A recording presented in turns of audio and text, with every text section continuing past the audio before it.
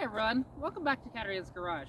My name is Katarina Lloyd, and today, well, we're checking out my latest purchase, which granted, I bought this a couple months ago, but I wasn't really able to get the work done on it that it needed. And now, she is done.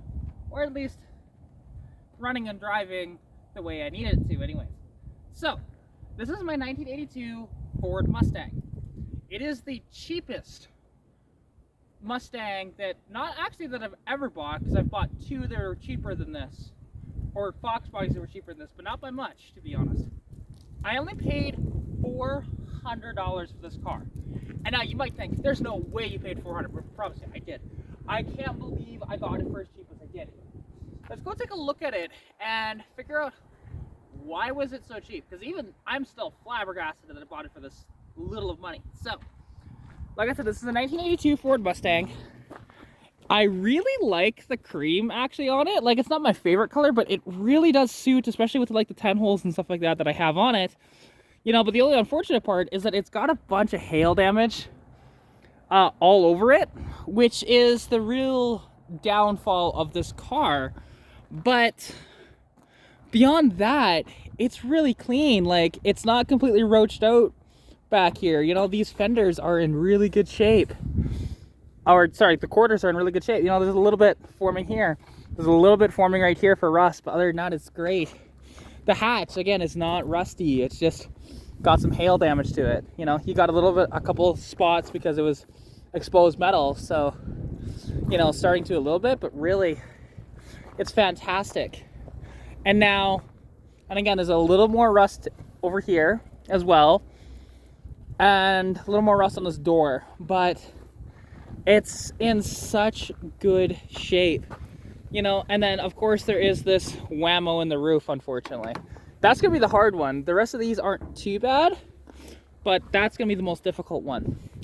Let's pop open the hood and show you what's under there. And also, like, I like that it's got the Mustang logo here, which this is only 79 to 82 that they had this logo like this, but yeah, it's pretty neat. So if you look under the hood, well, and actually you can see a part of the interior as well, but you know, it's got the best looking steering wheel that they ever put on these, and it's a cream and black interior, which I love. But now this handle is broken down here. However, you can still open the hood without too much effort. So if we look under the hood here, nobody will be surprised to see this if they know my channel. Yep, another 200 cubic inch inline 6. These keep falling into my lap. I don't know why I like these so much, other than like they're smooth, they're good on fuel economy, and they're super simple to work on. Me and my buddy Keith, we did a bunch of work to this car. We swapped the transmission out for the C4 automatic that was in my 81 Mustang when I first had her, but then I swapped it to a manual, but I kept the transmission around.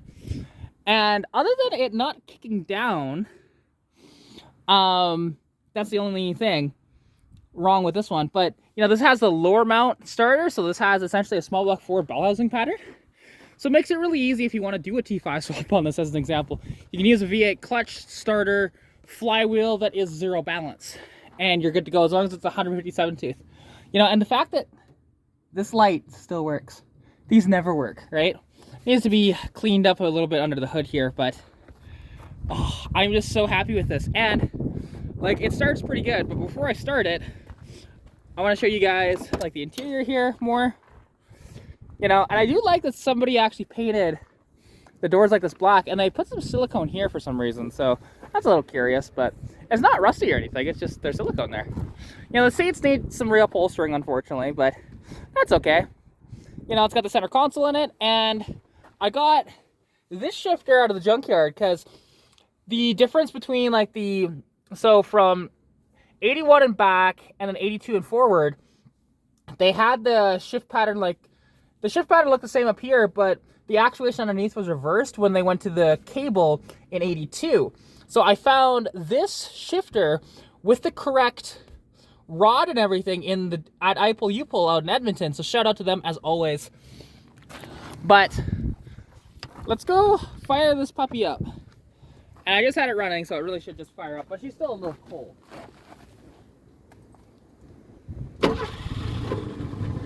There we go. And I got an exhaust done on this car as well, but because it had like no exhaust underneath, so I got a Magnaflow muffler behind it, which sounds all right at idle. Hang on.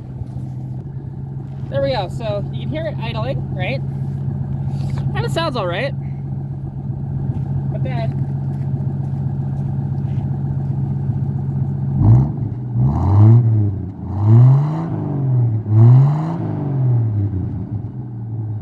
it really doesn't sound like much. It is a 3-inch Magnaflow muffler that's underneath the car. So there's that, but yeah, so it really like muffles the sound quite a bit. It's a very quiet car, but that's kind of what I was going for. And the one jackpot that I got from this thing was that underneath this car, or not underneath the car, sorry. But I mean, actually underneath the car, there's zero rust. I'm not kidding. I had this thing up on the lift. There's zero rust underneath this car. But underneath this black carpet, it has like sound deadening material. It's not like Kill Mat or anything like that, but it's one of those kind of brands. And yeah, it's truly awesome. But then honestly, I'm a huge fan of this car. Like I said, I only paid $400 for it. Now, if you want to ask me what the total cost of everything was, I had to swap out the rear transmission output seal.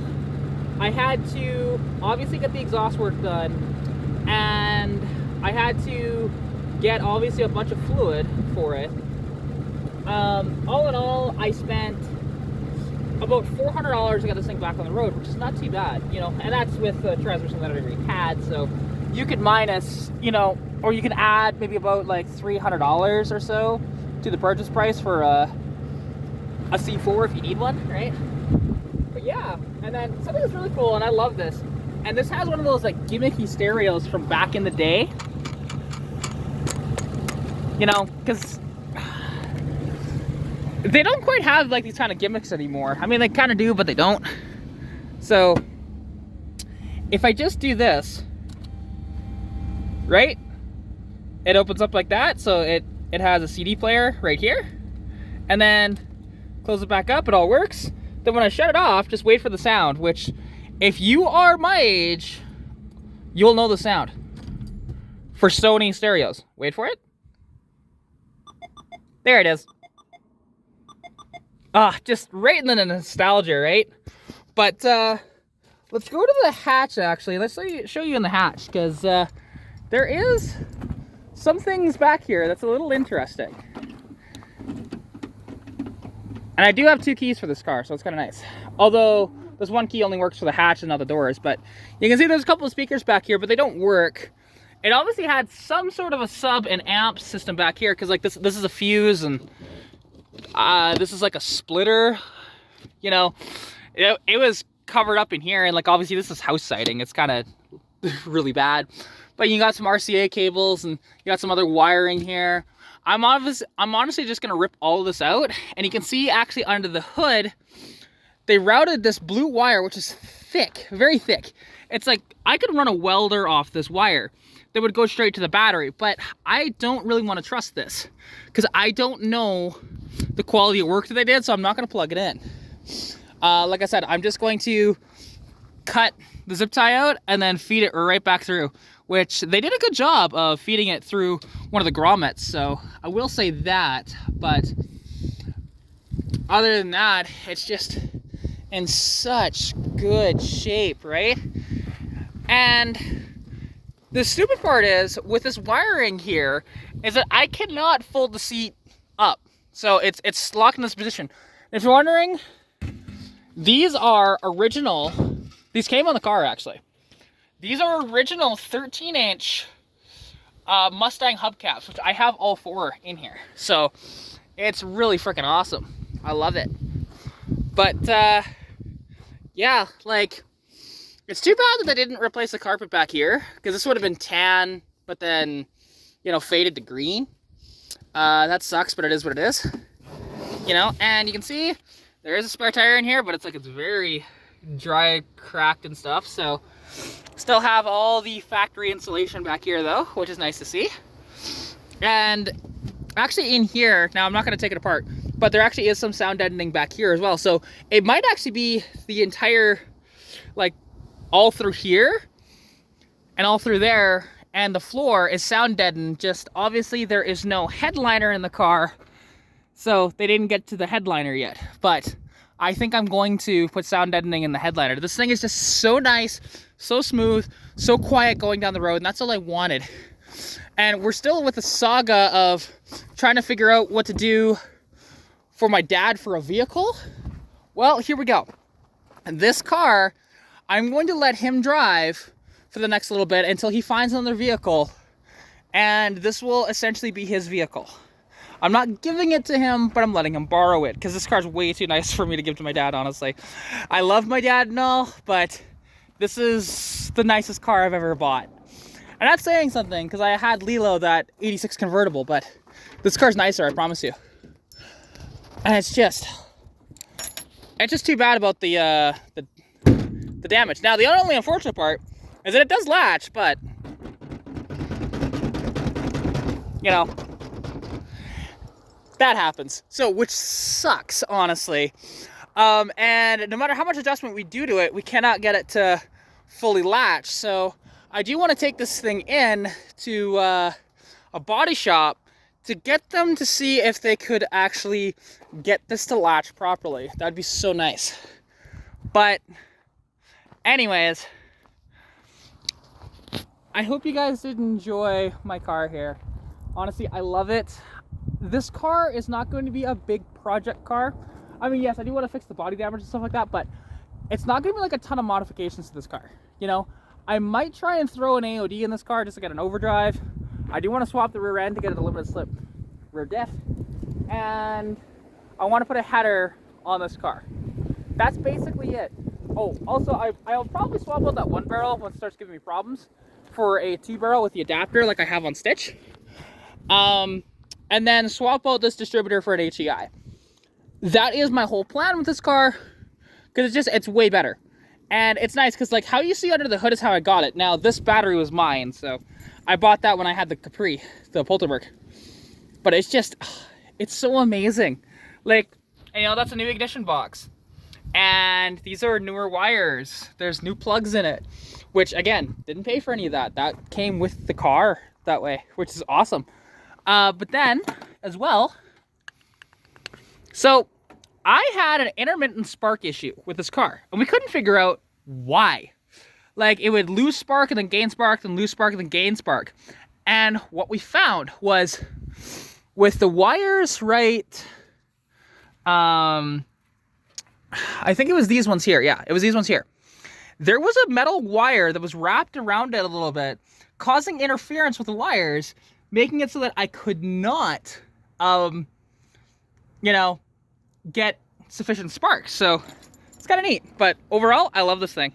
So hope you guys did enjoy. Take care, and I'll catch you next one. Peace out.